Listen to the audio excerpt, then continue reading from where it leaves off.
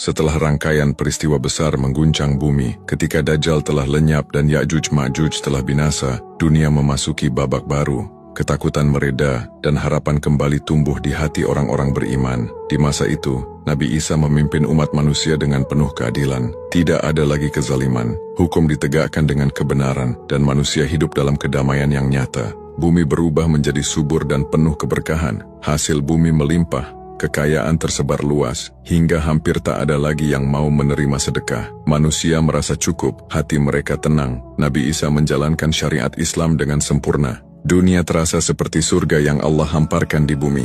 Masa beliau hidup di bumi semenjak turunnya, hanya 40 tahun, yang penuh keberkahan. Namun, waktu terus berjalan. Tiba saatnya Nabi Isa wafat dan dimakamkan di samping makam Rasulullah SAW di Madinah. Kepergian beliau menandai berakhirnya satu masa keemasan. Setelah itu sebagian manusia perlahan kembali kepada kesesatan. Hati yang dahulu lembut mulai mengeras. Dunia yang sempat dipenuhi cahaya kebenaran mulai digerogoti kelalaian. Perlahan, tanda-tanda besar kehancuran mulai diperlihatkan.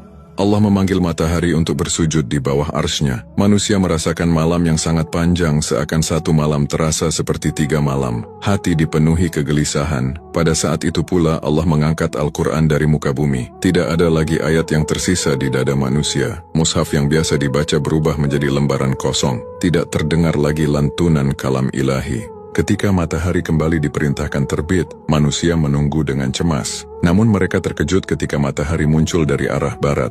Itulah tanda bahwa pintu taubat telah ditutup. Penyesalan memenuhi hati manusia, tetapi semuanya telah terlambat. Matahari hanya terbit setengah hari, lalu tenggelam kembali di barat. Keesokan harinya ia terbit dari timur seperti biasa, namun dunia telah berubah selamanya. Di waktu duha muncullah Dabatul Ard dari perut bumi. Ia adalah makhluk yang bisa berbicara, membawa tongkat Nabi Musa dan cincin Nabi Sulaiman. Makhluk itu berkeliling dan menandai setiap manusia. Orang beriman diusap wajahnya dengan cincin hingga tampak putih dan bersih. Orang kafir disentuh dengan tongkat hingga wajahnya menghitam sebagai tanda yang nyata. Setelah seluruh manusia diberi tanda, Dabatul Ard kembali masuk ke dalam bumi. Lalu tibalah fase paling menentukan. Allah mengirimkan angin yang lembut dan harum. Angin itu terasa menenangkan, namun membawa ketetapan ilahi. Angin tersebut mencabut nyawa setiap manusia beriman, walau hanya memiliki iman sebesar biji sawi di dalam hatinya. Mereka wafat dalam keadaan tenang, dan setelah itu yang tersisa di bumi hanyalah manusia-manusia paling buruk.